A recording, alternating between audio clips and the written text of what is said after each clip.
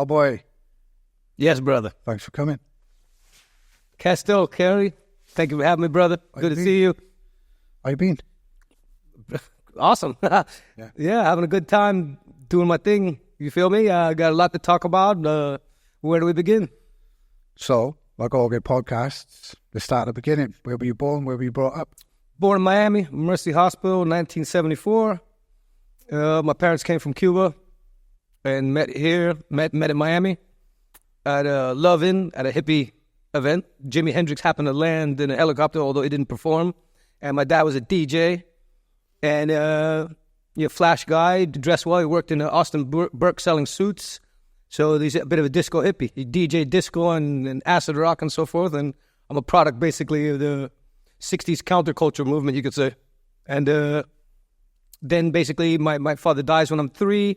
My mom remarried to a Jewish man, my adopted father. And we moved to Broward. So that's where Fort Lauderdale is. In this case, it's Pembroke Pines, a suburban area and everything. And then, so let's say, as relevant to my life story, it has a lot to do with violence.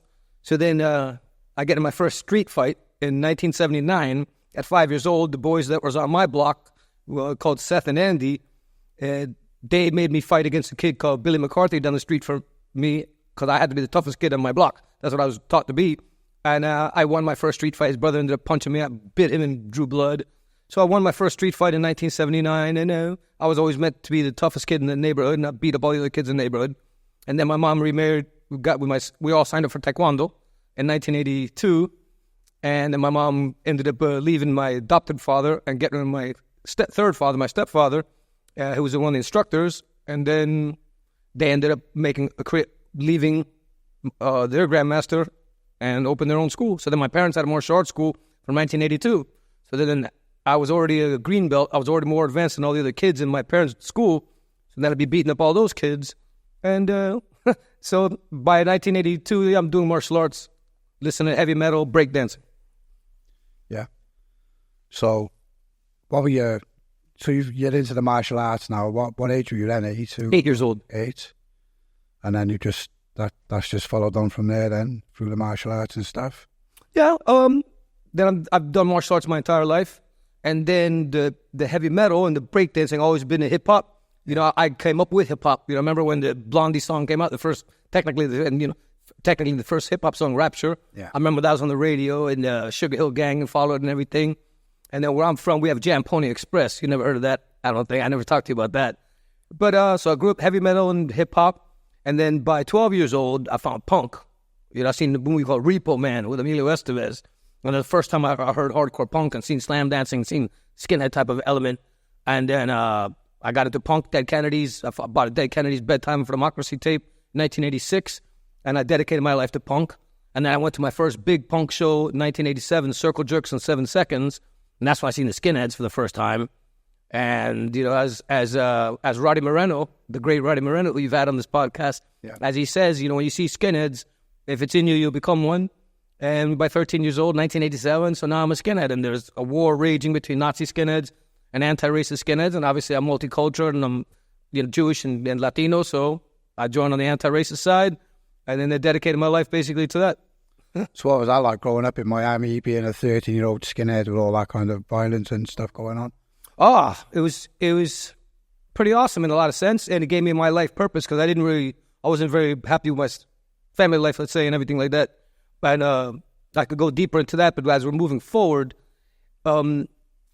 violence played a central role in all of it, and it was something that I was always getting in fights and everything like that. And then there was this active war going on, but then also in Miami it was mainly like Latinos, right? But then I'd say we moved to Broward with my second father, and it's more like a white and black area. It wasn't as much Latinos. So then the KKK was active back then and stuff like that. So a lot of racism against Latinos, you could say, in that area. But then all the Miami people were against us because we're from Broward. So then I ended up joining street gang Zulu Nation, Zulu Chapter 3.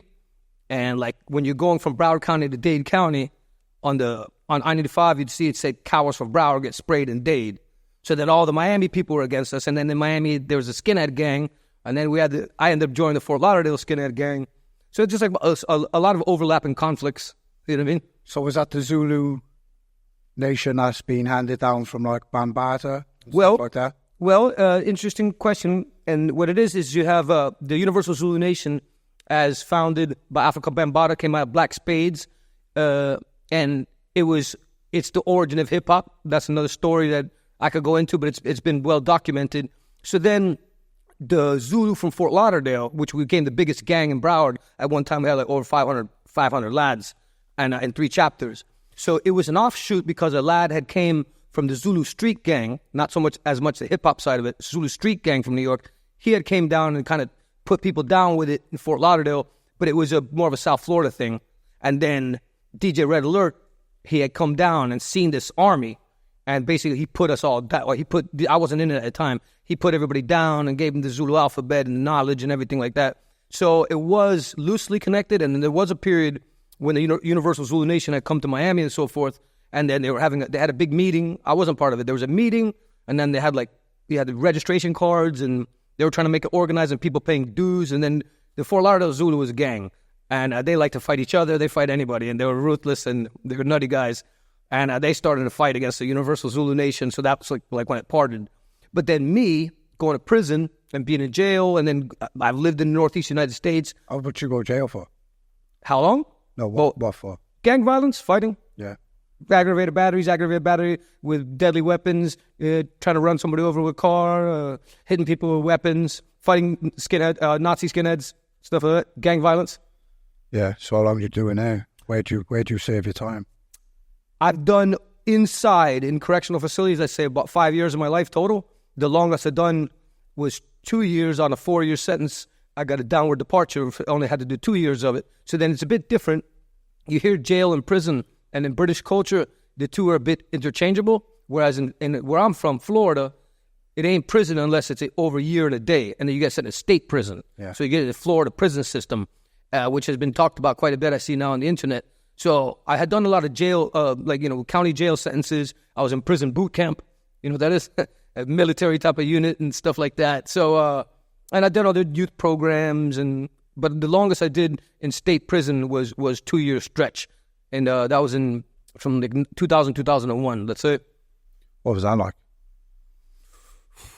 Prisons are like, are they? Prison is brutal. Jail is brutal. You know, you ain't guaranteed to come out. And Florida's already a tough place. Like, you know, our gang scene compared to the likes of LA and Chicago and New York, maybe it wasn't quite as much as based on shooting. It was quite a lot of fighting. It's South Florida. Florida people like to fight. It's a fighting community.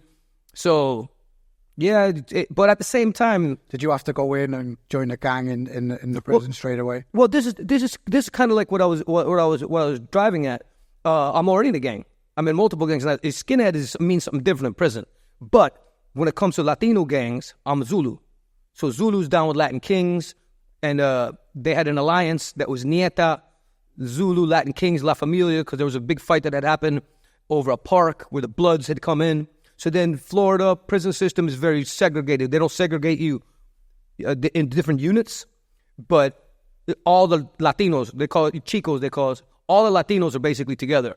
So more or less all the Latino gangs unify, which would primarily be like Latin Kings, MS-13, and so forth. And I'm a Zulu, so then a Zulu is down with Latin Kings automatic. But me personally, so like all the blacks, it's like blacks is the majority, and then Latinos is second, and whites is the minority. And then so I'm always in every unit I go to, I'm gonna instantly link up with all the Latinos. That's just how it is. But then at the same time, I'm in hip hop. So then, and I speak English. Some of these Latino gang members don't speak English. And then in these other countries, Central America, Mexico, and stuff like that, they don't rock with blacks. Whereas I'm Caribbean, I'm Cuban. So, and I roll a lot of Puerto Ricans, Dominicans, that sort of thing. So then I vibe with black culture, let's say. And then I didn't really speak Spanish when I went to prison. I learned how to speak Spanish in prison more like. So then, although I go in right away with the Latinos, then I'm end up making friends with black lads, and then going in with them rapping. They'll be rapping in the room and stuff, and I rap. I spit hip-hop, so I'll end up with them rapping. But then I listen to punk rock and skinhead music and heavy metal and death metal, all that sort of thing. I'm a skinhead. So then I'm into a lot of white boy culture. So then I'll end up making friends with whites as well. And then I'm into the knowledge of Freemasonry. And I study with the 5 Percenters and the Hebrew Israelites and Nation of Islam and so forth. And I kick the knowledge with them. But then with the whites, I would also study the white power knowledge. So you already see how I get on with a lot of different type of people. And I got a lot of things to talk about, I guess. So, you know, as much as it's to conclude the jail thing, and you could ask me more if you wish, but as much as it's bad, it's like life, you know. There's good and bad in every situation, and I'm not going to cut my nose off to spite my face. So I've had a lot of good times as well in jail, and met a lot of good friends and learned a lot of stuff. But it's brutal. It's brutal, it's vicious. But I never backpedaled on any of my stances. I didn't change my life as far as getting out of the gang movement or skinhead movement or anything like that. So do you think all these, do you think it was like the area you grew up in, or like the prison or the music, or was it like a mix of everything that has like shaped you into who you are now? So you identify as a skinhead, but an anti-fascist skinhead, against racism primarily, innit? Well, the skinhead movement, as you covered quite well with Roddy Moreno, you know, has its roots in black culture and a lot to do with the Jamaicans emigrating from Jamaica to England in the 60s. And so then skinhead back then was more of a black type of culture, let's say. The mod movement, you know, splintered, let's say, evolved into this thing. And that's long before punk rock came in. That's the 60s. Long before punk rock came in. And then Nazi skinheads came out after the punk rock. And then the anti-racist skinhead movement came out after that. So then you said about the anti-fascist movement, there was a time when those two words were almost synonymous. So the anti-fascist thing, I didn't get into that until much later. And that was more of, once we had already defeated the Nazis, more like, so I'm an anti-racist skinhead or traditional skinhead. And then, yeah, I'm anti-fascist in my mind. And I organized the movement in America. But it's been hijacked or it's been infiltrated by globalist forces as it would go. So I'm not part of what people think of as Antifa, the one they see on TV. But anti-fascist skinheads, I'm always going to be that. Against Nazis is what it's about. So Roddy Moreno, The Oppressed, other anti-fascist skinhead bands from around the world, I'm part of that movement. But as far as this one you see on TV, that's I got nothing to do with that movement, let's say.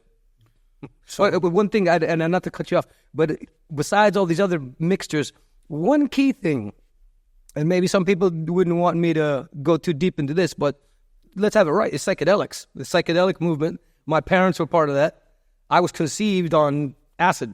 My parents met at a hippie. So yeah, maybe, you know, like I said, Jimi Hendrix came down. They used to have these parties called love-ins. Yeah. All right, and this was in Grenell's Park where they filmed some Jason movies, and they'd lock the park on a Friday, and you'd have to be in there, and then they'd open it up on Monday, and it's just people, you know, tripping on acid, doing other hallucinogens and so forth, and that's when my mom and dad met, and I was hooked up, and I was conceived, more or less. That's a kind of a condensed way to say it. And then I grew up around all the 60s culture, and I had a lot of the books, and I was well into reading. I went to Montessori rather than regular kindergarten, and then my adopted father was an attorney, and my mother was very into intellectualism, debate, whatever you want to call it. So I kind of got a lot from hearing them. And then I was I listened to that music. I didn't listen to Spanish music. I listened to acid rock that my parents listened to. And then, by 13 years old, I'm taking acid. And I was like a little LSD guru, you could say, as a child somewhat, and taking all the different hallucinogens I could. So then, yeah, the taking acid in the hallucinogens, the entheogens, as you might say, the shamanistic compounds, that's an element. And Clockwork Orange. I was my parents were busy, and I was a kid, and cable had come out, and I looked into the channels. I was probably 3 or 4 years old, and I saw Clockwork Orange. I didn't know what it was, but I sat there, and that's probably been the most influential movie on me in my entire life. I'd say it's probably my favorite movie, you know. So the psychedelics kind of are a bit of the catalyst or the alchemy in there to kind of round out the whole picture. Yeah, so like that's a mad combination, growing up where you grew up, all the different like ethnicities and that kind of influence, the music, the drugs. It's like building a picture and shaping you for who you are now, like kind of thing. Yeah. And then following, obviously being a strong character, and recognizing, right, like skinheads, like, did you realize straight away, this is me, that's it, I'm done, like, this is what I want to be? Well, I'll say something about skinheads, and I'll bring in a couple other super important elements to round out this thought. I didn't know what skinheads was. Okay, well, this is before there was a Geraldo Rivera show when skinheads had a big fight, anti-racists versus Nazis had a big fight, and it got real popularized. So I was already in it before that. But I had seen gangs on TV, and I had seen gangs around a little bit. Hip-hop was quite big, graffiti crews, I grew up quite a bit around that. But when I went to my first big punk show, and then I seen this Fort Lauderdale skinheads, I seen the guys who would become my older brothers, who I'd become the leader of eventually. And when I saw them, to me, it was just like a harder form of punk. And they would be jumping people, boot partying people. They all fought as one. But I was in there slam dancing with them. I was a 13-year-old kid. I probably looked like I was 10, had a mohawk. And I was in there dancing my hardest, having fun. And with the music, the punk to me, the skinhead, was the continuation of the counterculture. And the counterculture began with the beat movement, Jack Kerouac, and so forth. And then that evolved to the hippies. And then I and other of my ilk in the punk movement looked at hippies as sellouts. And that the punk, we were the true embodiment of the counterculture. The anti-establishment kind of. Yes. And I still feel that way. So, but when I saw the Skins, it's just like, whoa. They, they had the Fred Perrys and stuff and the tattoos. And they had shaved heads. And they all stuck together, and the way I just looked like a harder form of punk. So I didn't know anything about the Jamaican element. I didn't know a lot of the things that I would come to learn in the future as I got into it. It had to do more with hardcore punk, like a harder version of punk. So then the other things I was going to mention that are key elements is then, besides the music, besides the martial arts, besides the violence, besides the skinheads, the fantasy side. So I'm very much into fantasy, in case anybody doesn't get it. So I'm super into pro wrestling. I've watched pro wrestling my whole life. And in South Florida, we were really blessed to have a lot of different pro wrestling from different states at our fingertips that we would be able to watch. And comic books. I was super in comic books since day one. And kung fu movies. So kung fu movies, martial art, pro wrestling, comic books, and Marvel comics particularly, skateboarding. All those things are major influences as well. So, you're best known, I think, and obviously when I first saw Derek Diablo was the Vice documentary. How did all that come about? How did they approach you? Why did they approach you? And then obviously why you obviously became America's only football hooligan before that. So talk about like getting into like the football hooligan side of things, and talk to me about like how Vice approached you and how it all came about. Okay, so then it's part of a bigger tale, which I'll say briefly, which has to do with media coverage of mine. So then I had one time where so New Times is a local Broward, Palm Beach County newspaper, like that covers music and so forth and culture. And then me and my mates had made movies of us street fighting and me talking. And the movies are called Dirty South Street Brutality, Gangsters and Thugs, Hardcore Raw and Uncut. And they're compilations of me and my friends fighting. Footage, me and my man Dennis Durag, West Palm. He was in a gang called Durag, and we're both skinheads and we're in the hardcore scene. So we made these films that are reality-based movies of street fighting, shootouts, all this other sort of stuff. So I first became well-known for that. And I got a 2004 New Times cover story where they followed me for a month. And I let them go to my house and everything like that. They did that story, bomb.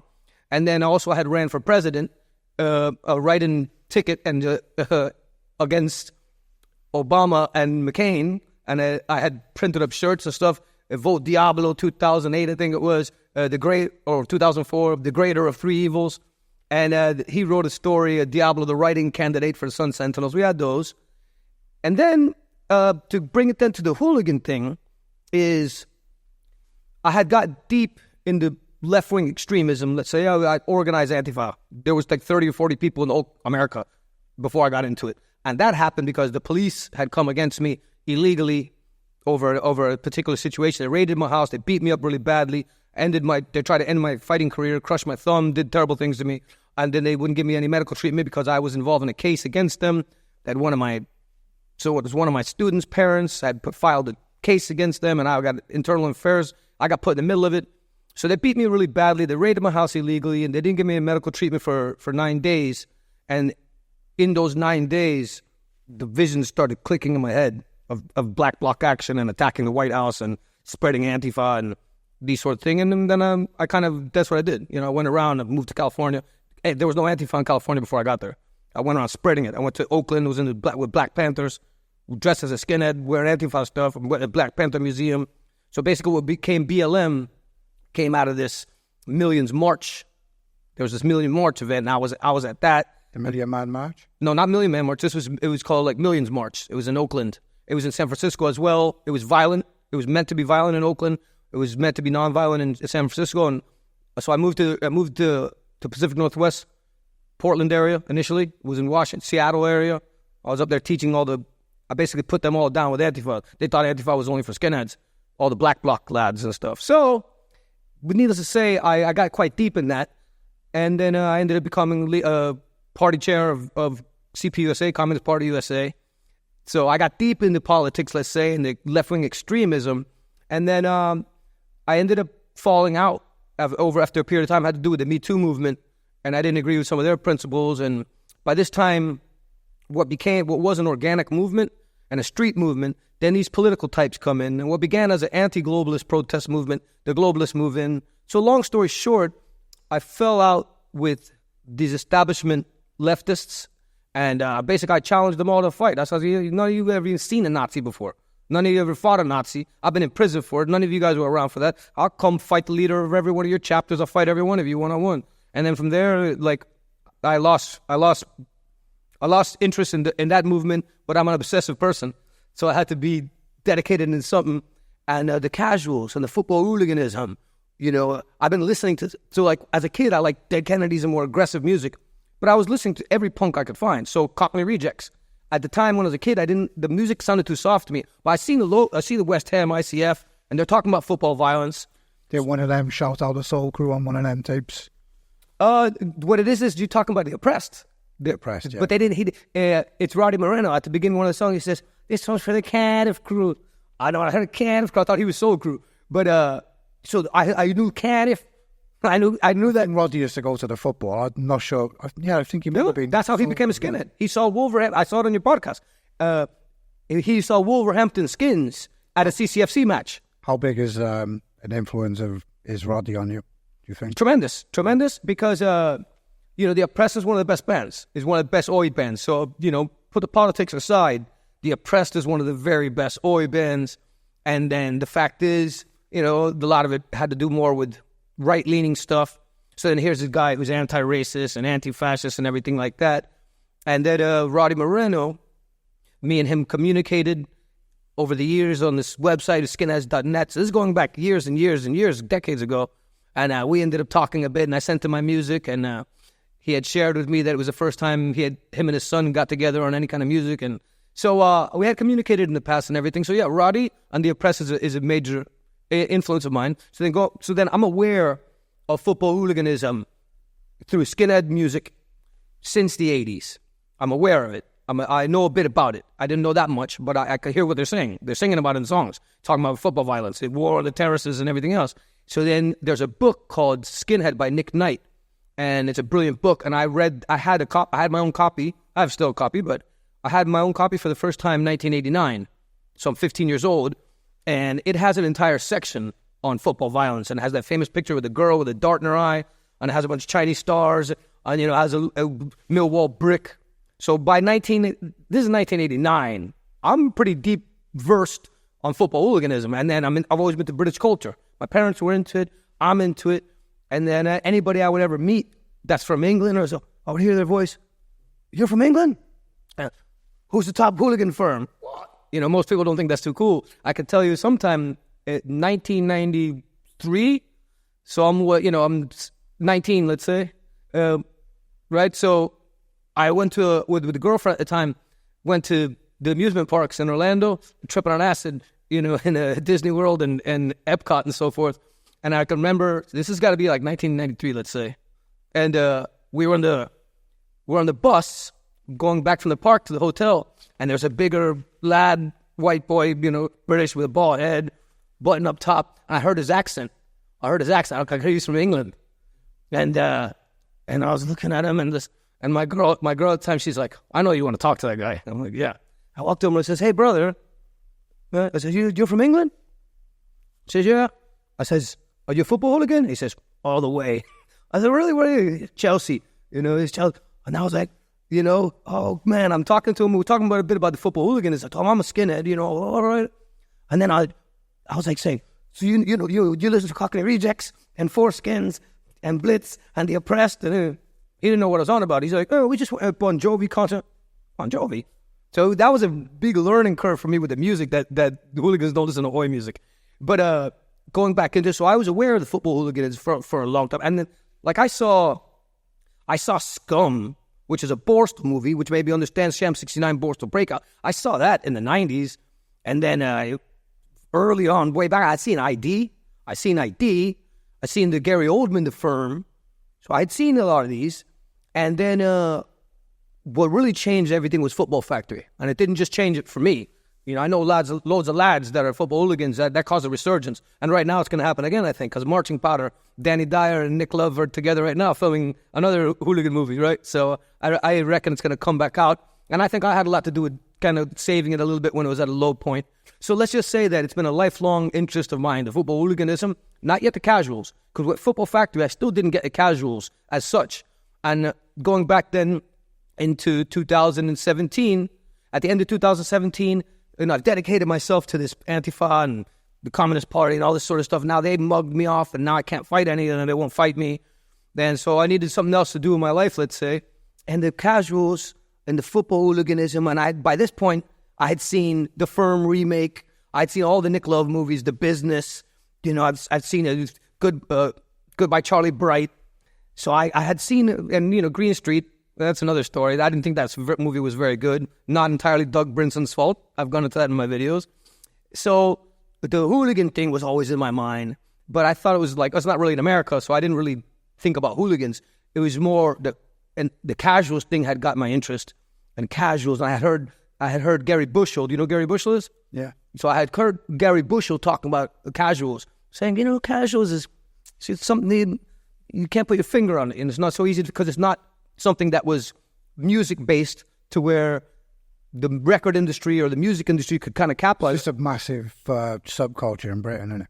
And based on football violence. So it was different. It was more, it wasn't so easy to work out, let's say. So then it was in my mind. And at the end of 2017, then it's like I knew that we were going to get this football team into Miami. This is way before, before it happened, but I was hearing the talks of it. And I just had the feeling it was going to happen. And then I was thinking about casuals, and I ordered a book, which is by Phil Thornton, called Casuals. People call it the Casuals Bible. And it was hard to find. I had to get a used copy, but I knew that was the top book. I was researching a lot. I was seeing guys like Dante Hawkins, Cass Pennant. I was seeing these videos of these guys, Bill Gardner and so forth. I was devouring everything I could about football hooliganism and casuals culture. And then I got that book. And brother, before I was halfway through that book, I'm saying, "Mom, Miami Casuals now." Order myself a snide Burberry scarf, get a snide Stony and stuff like that. And before I was done reading that book, I knew I was going to become a casual. And then some people say, you change your whole life based on a book. Well, the Bible, Quran, what I mean? It's not unusual to change your life over a book. It's not unusual. So with that being said, I got the book. And before the year was over, 2017, now I said, okay, well, I'm going to become a casual. To me, it was fashion. To me, it was the evolution of skinheads because I was dressing a bit shabby in a more militaristic fashion, more what people call oi boy, which is not a traditional skinhead, more of wearing a lot of fatigues and cut off Antifa shirts and stuff like that. So it's a bit of a shabby, rough appearance, more punk oriented. And and then I flipped the script and I said Miami Casuals, and you have the sticker here. And I made that logo in 2018, and I announced myself that I found there was this football casual culture in North America. I'm no longer on these Facebook groups. I don't need to be on them. I use them for a purpose, But I started there, and I announced Miami Casuals. Here we are. First casuals group in America, I thought. But we are the first one with the name. But there was other lads into hooliganism and casuals before me. I just wasn't aware of it in America. So then, once I announce it, I'm announcing it as a fashion to me and a lifestyle, as an evolution of skinheads. Because a lot of casuals don't really get that part of it, or because they're not skinheads themselves. But, you know, if you read the books, like there's a guy from here, Philly, a guy I respect a lot. I've gotten to know Pricey. Cheers.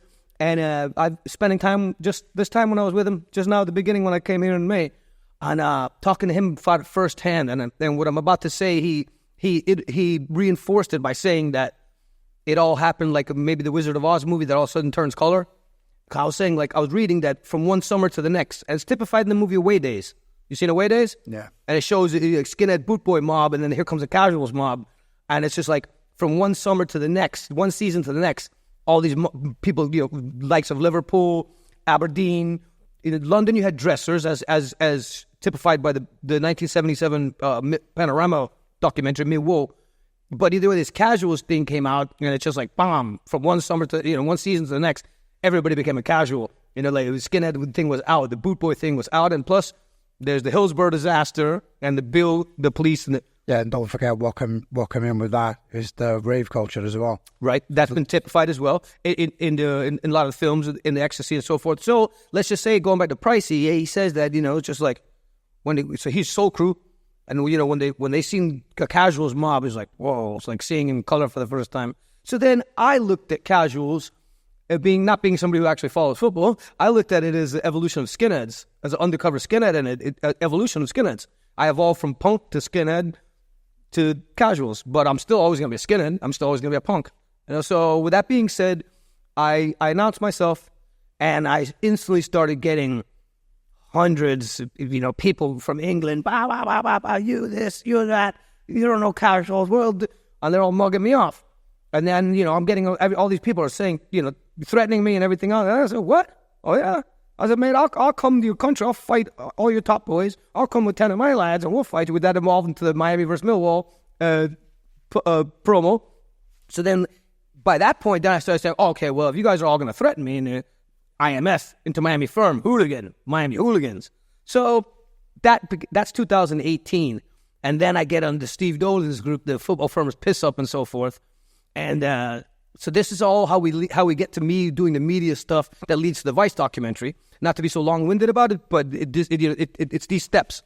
So I get on this guy's group, on the Steve Dolan's group, and he at this time, you know, and people say, why you keep talking about him like I'm giving him too much fame, but it has to do with it. So it has to do with this whole story. So then he was going around saying he's the top man of Millwall at the time. He's from Scotland, he's Rangers, but nobody knew it. You know, people didn't know who the guy was. He's going around to Bulgaria and Russia and all the other places going, say he's the top man in Millwall. They don't know the Scottish accent. And I seen there's a book that says, yeah, if anybody comes to Millwall, any rival fans will attack them. He's speaking on behalf of Millwall. They didn't know who he was. So he's on the group and he's threatening me. But then he writes me a private message. Like, and by this time they're calling me Del Boy. I didn't know who Del Boy was. We don't have Fools and Horses in America. Derek, innit? Sure for Derek. Yeah, but also Del Boy, Derek Trotter from Fools and Horses. I didn't know. And then people started saying, I didn't know, so what's this Del Boy? And somebody says, right, might say, somebody that liked me wrote me like, well, this is who they're calling you. And then I started looking at the Fools and Horses, and that's kind of how I adopted that into my character. I thought he was like, they were making fun of him. I didn't realize he was a legend. He's a geezer. I didn't get that at point. So then, let's say now this guy messaged me, this Dolan, threatening me publicly, and at odds with me publicly, but then, you all right, Del? Right, man? I'm like, yeah, I'm all right. You all right? Yeah. And then I says, listen, man. I says, this is what I want to do. I said, you know the Russian foreigners fighting and stuff? He said, yeah. I says, listen. I said, let's do Miami versus Millwall, 10 on 10. Me and you are the two captains. Put it on pay-per-view. That'd be a new sport. You know, do like what they're doing, but do it more professional. And he says, yeah. We're writing back and forth. I said, here's what you do. So this is still in 2018. So I say, here's what you do. I said, go in front of your Millwall pub with 10 of your lads with ballies, and you offer us out. And then that'll stir it up down here, and I'll do the same, and we'll make it happen. He says, okay, Del, but he says, you do it first, because my guys won't understand it. So I done it. So it was just a Facebook video. I, stop on the side of the road with the girls with it at the time. Hey, let's film this real quick. And I filmed the Miami versus Millwall video. It's a wrestling promo to me, but that had never been done before. And man, I come back from the gym, and it's got 7,000 views in a couple hours. I thought, I keep refreshing with 500, another 1,000 views, and I realized I had created a viral video, and I tried to take it down, and I made my YouTube channel based on that. I put it back up, but by that time it's too late. It had already spread, but that's kind of like my demo. So then that video led to The Sun. So I have a story, The Sun. You seen that one? Sun newspaper? Yeah. No. The Sun, yeah. I got a story of that one. I think it's called The Time a Cringeworthy, like Miami fan offered out Millwall, something like that. But either way, I got a story from The Sun. Nothing to do with me. They didn't interview me. Then Daily Star also did a story on me. I have that one as well. And then Nick Chester did a Vice written story about me. And he's ghostwritten books for the likes of Colin Blaney, rest in peace, Manchester United, ICJ, Intercity Gibbers. I was meant to meet him. He sent me books, but he passed away before I was able to meet him. So then the Nick Chester has a interest in hooliganism, knows about skinheads. So he did the first written story about me for Vice. Then the Vice UK people saw the story and they're like, wow, who is this guy? They're like, do you think he would do a documentary?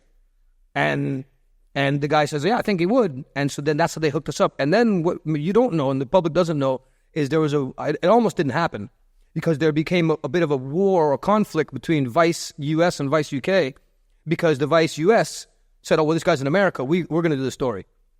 And then the Nick Chester says, well, now it's that the Vice America wants to do it. I said, no.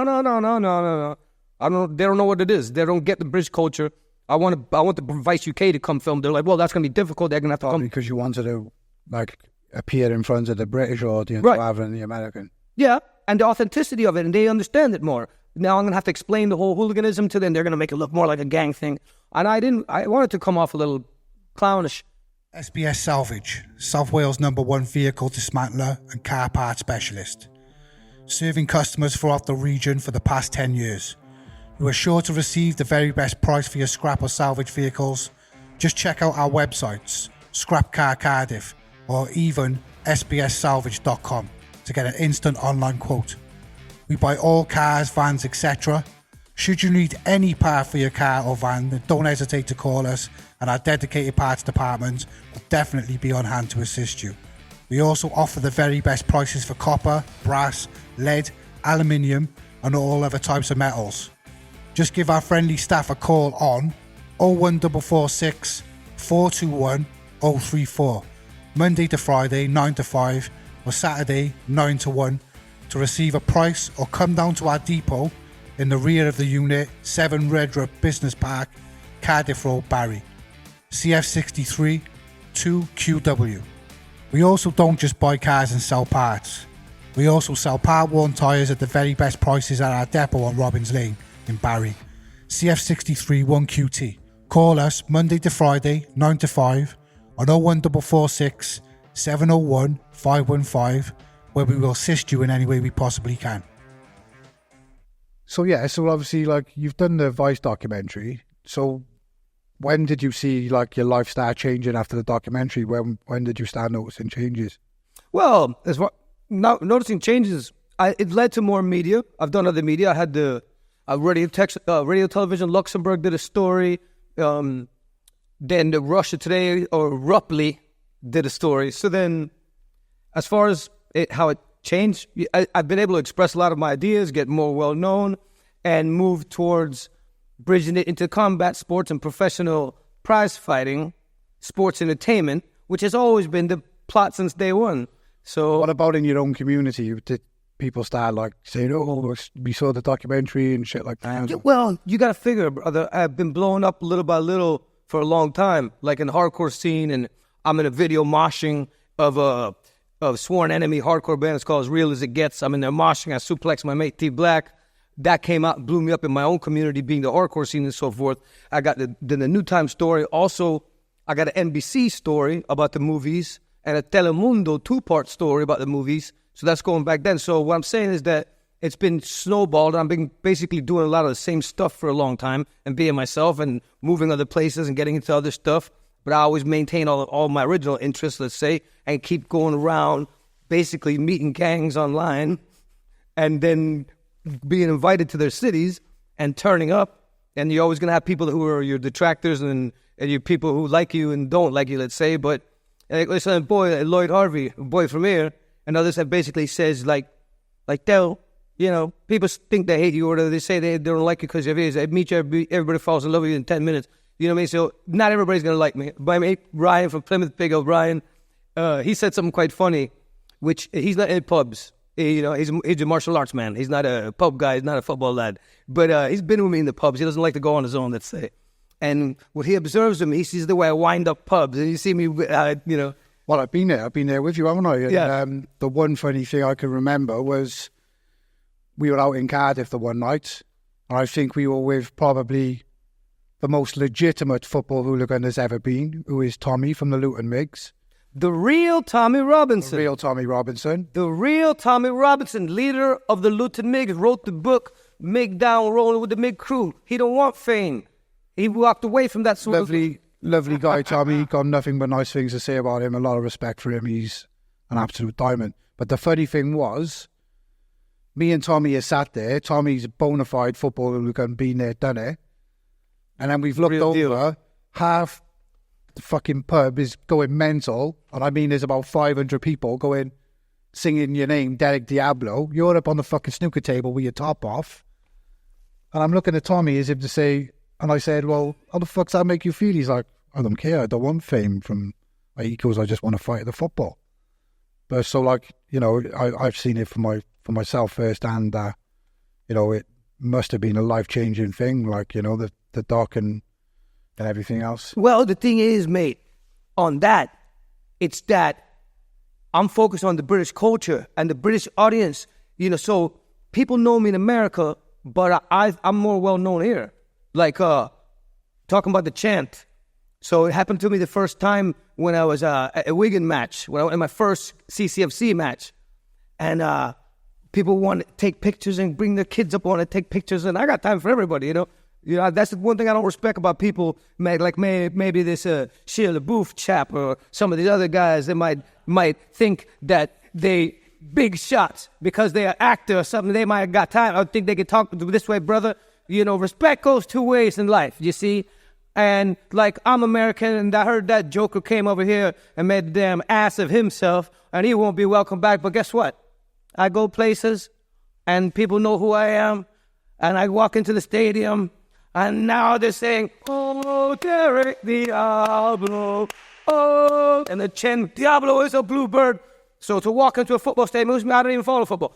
I go to the football stadium, people are chanting my name and stuff. So then what you're on about is myself, and this man was with the real Tommy Robinson, Luton Migs, who doesn't want fame and attention, as he just said. But people all just, it's you. It's the American. It's a hooligan. It's a football hooligan. Yes, brother, it's me.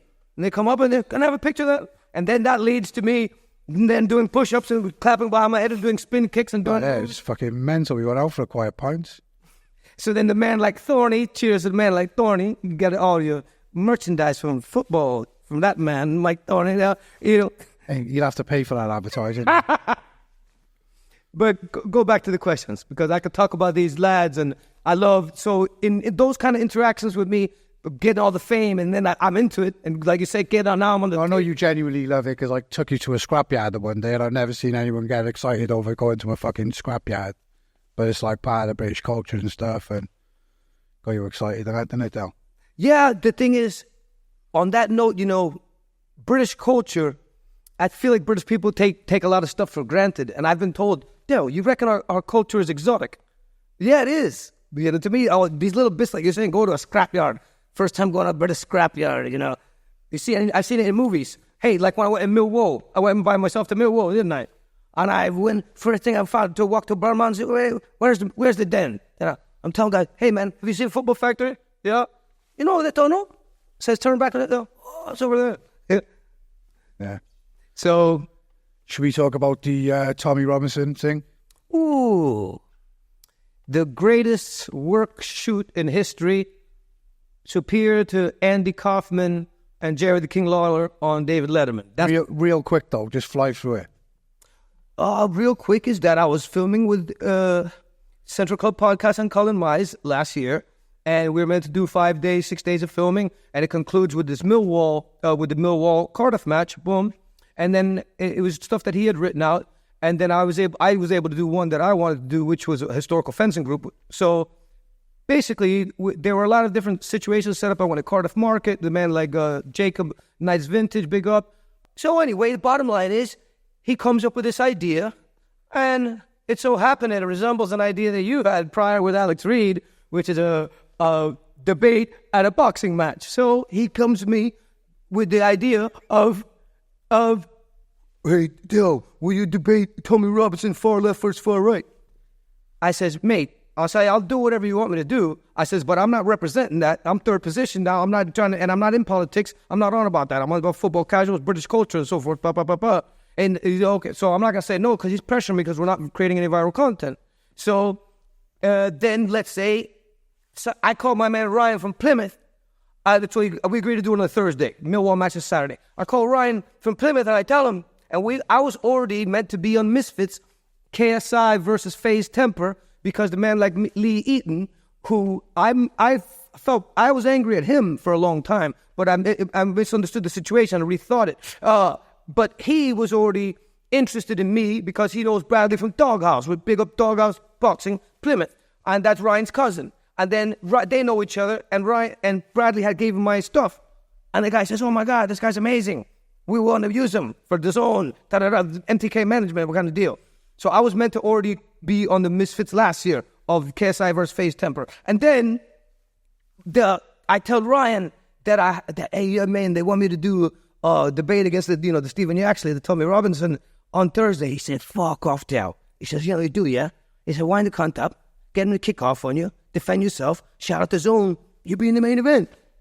So then I could do a whole special of breaking it down move by move and second by second what was going on because it's a work shoot. He wasn't in on it. I didn't clue him up, but I knew it was going to happen because everyone knows you can't fight. That's why I call him Tommy Soft Hands. So I couldn't do that with you or Jonathan Evans. I ain't going to be able to pull a skit with you. It ain't going to work for me. You know what I mean? I didn't know those guys were going to jump on top of me and all this kind of stuff. But it doesn't matter. It worked out perfect.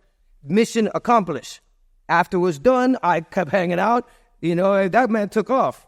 I thought people were telling me that Cullen didn't think it all out and wanted, but I get there to secret location, only secret to me, not secret to him. How come it's not secret to Tommy Robinson? He can come with whoever he wants. I'm by myself in a foreign country, hours away from even where I'm staying. And there's a boxing ring there, and there's a geezer, nice guy, Big Ram, who looks like he looks like a referee, and he knows martial arts. That's the problem that they didn't get. Because the thing about it is two martial arts people would connect and da-da-da-da. And then they didn't use that sequence where he's afterward talking about, yeah, I seen Dell was pulling him in to use jiu-jitsu. Because, yeah, on the situation, I wasn't going to bite Peter. So I can go so deep into the entire moments of it, right? But either way, he did what he was supposed to do. It came out perfect. And nobody get hurt. Nobody has a mark on their face. So is it a real fight? It's meant to look real. It's meant to look real. And it was for the purpose of getting a boxing match. Now, what was his intentions? To jump me? Was it a setup? Did Central Club Podcast want to make their own boxing match?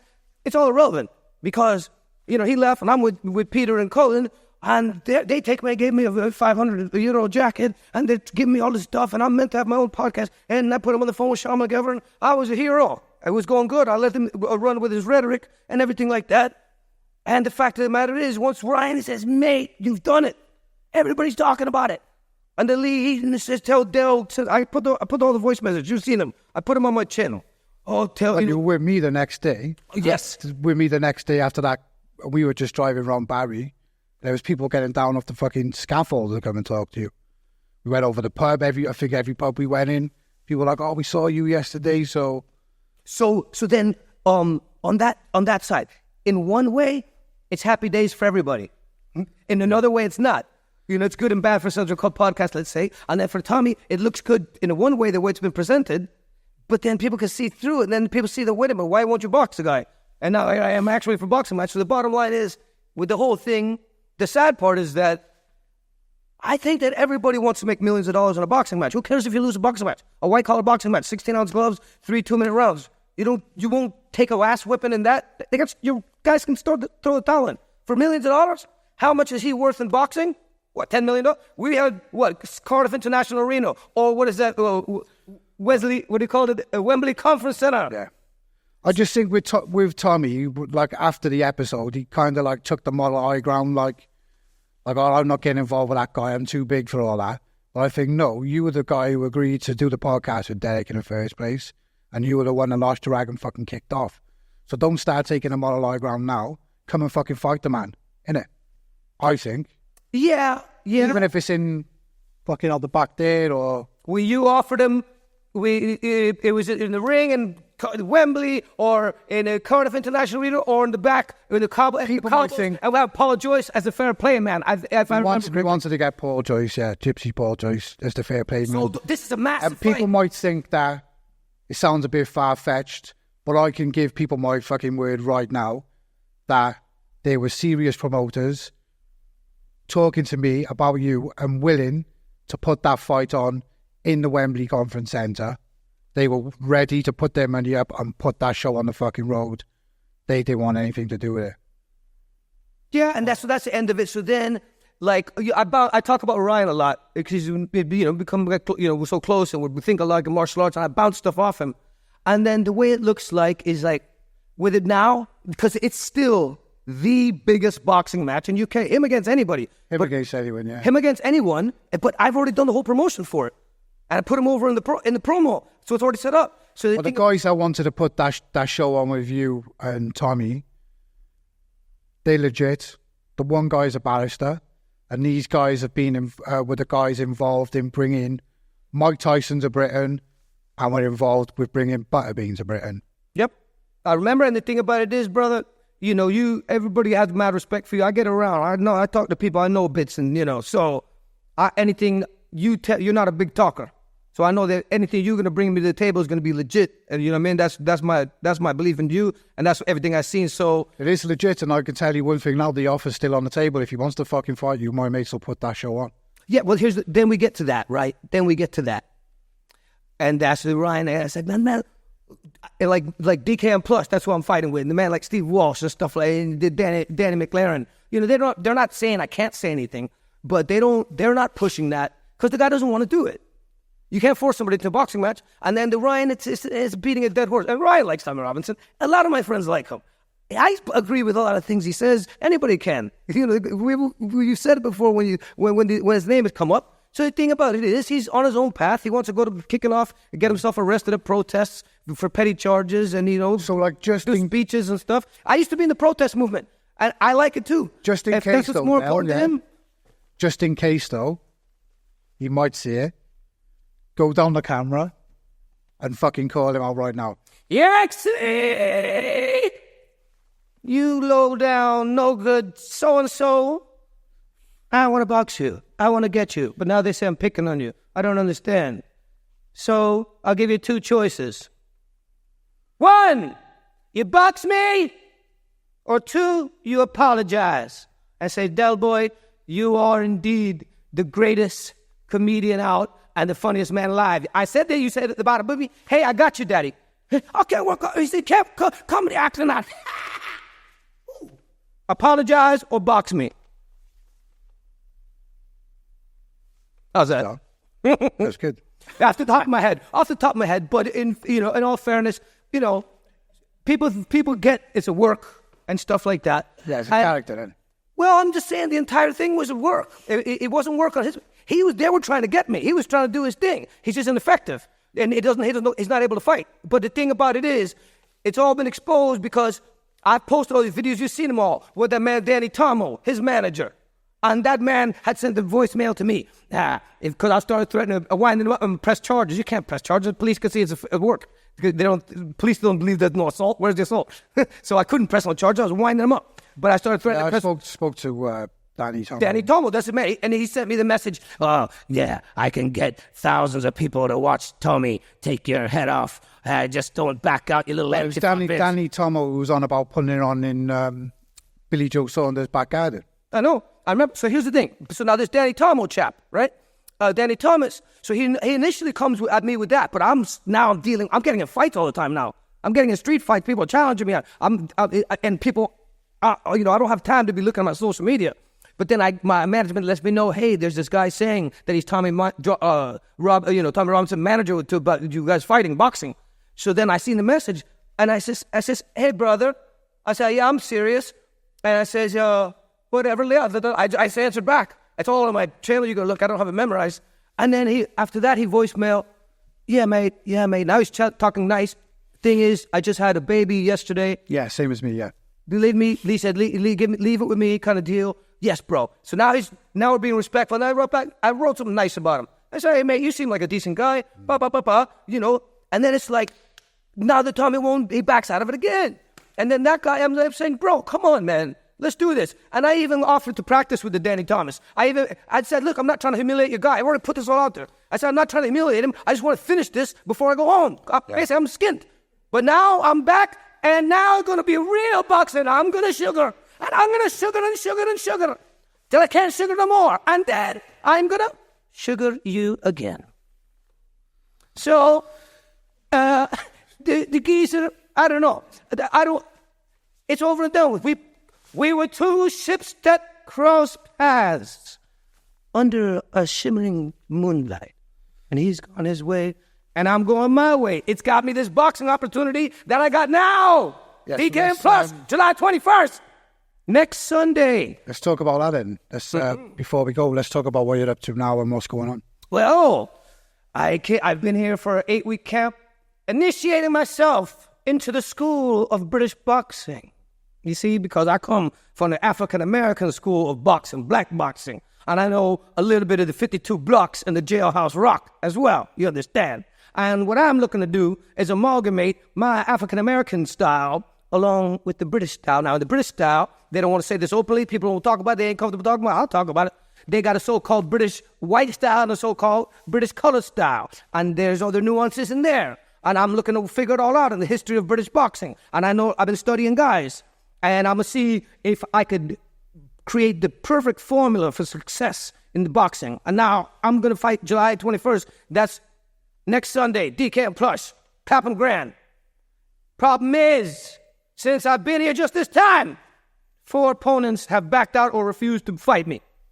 And if you add Steve Dolan and Tommy Robinson and Stephen Yaxley, it's 6.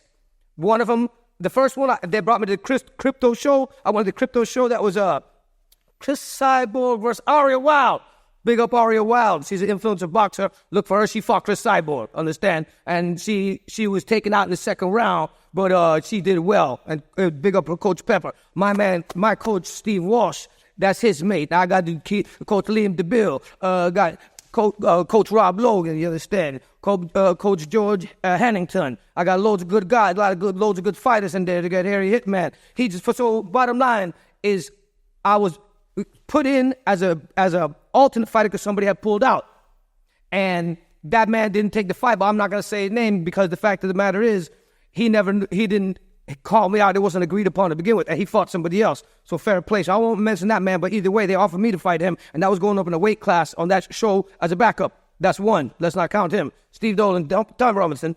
Now that guy, bang. And then I got the Bionic boxing barber, that little weasel, the Cornish gamecock, Clint Osborne. What a dirty, low-down, no good, shoe-shining scallywag, because he called me out for a boxing match, and we've been working a program. And just 4 weeks ago, Osborne, I seen you in the Doghouse Boxer Show, and you want to do a face-off. And then you go around saying, oh, now that I seen the guy, I can do him. You say you're going to do me. Okay, well, guess what? You're not that great of an opponent because you're not that big. So they want to give me Most Wanted, or they give me the Primatic, the Pitbull. He got Roy Jones Jr. in his corner. And the thing about it is, those guys are a better fight because those guys are more famous than you. And then here's you, the ugly girl at the end of the night in the bar, but you're the only one left. So I'd pick you. And I already know who you are, and I know you can sugar you, and I know you can cook you. So I say, let's get him. They say, okay, you can use a bum. And then I offer the geezer the fight. Oh, no, I need a 12-week camp. What are you on about, you muppet? He only called me out 4 weeks ago, and now you back on it? Oh, and he's talking about 50 grand, that he's going to fight for 50 grand. I ain't getting 50 grand. I deserve more than 50 grand, but I ain't getting it. So that Osborne, he back out. And Most Wanted, he refused it. And then they had the Prime article, whatever his good name is, Pitbull. They had him. They even printed the poster on Monday. He agreed to it. By Thursday, he pulled out. So the whole thing about it is, it was already going for the belt. It was supposed to be eliminated, but all these other people back out. What belt? Influencer title, DKM Plus. Either way, if I do good with the DKM Plus, big up the DKM Plus. If I do good there, the Mams Taylor has already been asking for me. That's the man in Misfits. And I was already meant to fight. See, that's the bad thing about this whole Tommy thing. Because he's an easy fight. He's a warm-up fight. And he's a payday. And he's a meal ticket. And that's a main event fight. So otherwise, I got to build up to what is the... They just build me up, me against anybody. But me against that guy is the biggest boxing match. They should give him $10 million and give me, I'll take $1 million. You feel me? But it is what it is. So that being said, I don't know my opponent. I don't know who I'm training for. I got to be prepared for anything. And it's incredibly difficult. And then the training is difficult. Everything is different. And these guys, the way they train, they have a lot of good success. They have great fighters in there. And I'm 50 years old. And I'm in there with the young men. I'm in there with all those young lions, trying to keep up with them and everything like that. And it's been very difficult on my body. And being away from my people, being away from home is different. Being away from my missus and my cats, you know, and my friends and everything else like that is difficult. And then not knowing the opponent is difficult. But it's not DKM Plus fault. People keep pulling out or refusing to fight me. So then I should just be the champion. If the people are going to refuse to fight me, or they're going to give me somebody bigger, or somebody will, but it has to be an influencer. So that's difficult. They're having a difficult time finding any influencer willing to fight me. They can't find one yet. But it's Bionic Boxing Barber. He's a real yellow belly. Because the thing about it is, he called me out making videos and saying I'm not a skinhead and he's a Lester Baby Squad and I'm not a hooligan. And he jammed up my signal. We did a IG Live and he jammed up my signal. And I couldn't get a word in edgewise. And he challenged me 4 weeks ago. He should be the one fighting me. What's up? But, hey... I'll fight whoever they put me against. It's difficult to go into a fight under those pretenses, but it is what it is. Chain gang style, Florida prison style, whatever you want to call it. Skinhead style, hooligan style. You turn up, then it is what it is. So I know I'm going to turn up, have a fight, and I'm not going to get arrested. And I'm going to make money maybe. So cheers for happy days, I guess. You know? Well, Del, it's been lovely seeing you again. Pleasure mine, brother. Let's wrap this up. Get out on the piss now. Sounds good. And I hope everything works out for you in the UK. I know you've been like working away and, you know. Yeah, well, the thing is, I love the people. I love the different territories. Now I'm out, you know, Basingstoke area out there. I meet new lads. I go to new pubs. I meet new people. I see new places and the history. That's what I'm saying. You guys don't understand how rich your history is and all the stuff you have on there. I'll give you one example of that before I let you go. You know, my missus come, Natasha, my love of my life, she come last time, or 2019 at the end of my trip. And, you know, we're going to go different places. One of them is the Tate Museum. One of them is Stonehenge. I'm with the boys in the house and the lads, you know, at 4 a.m. on a sesh as it was, you know. What are you going to do with your missus, Del? Oh, well, we're going to go to the Tate Museum. Museum? What's there to do there? Look at art? What for? Well, brother, everything's different. And then with the Stonehenge, oh, we're going to... Stonehenge? What do you want to do? What do you want to go there for? You can see from the highway, it's a pile of rocks. I said, brother, do you guys think that Stonehenge is just a pile of rocks? I said, there's more to life than violence and drugs and girls and football and gambling, guys.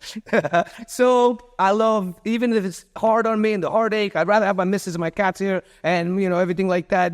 But I love it here. I love Cardiff. I love Body. I love Caerphilly. I love all the lads. I love Plymouth. Now I got Basingstoke people.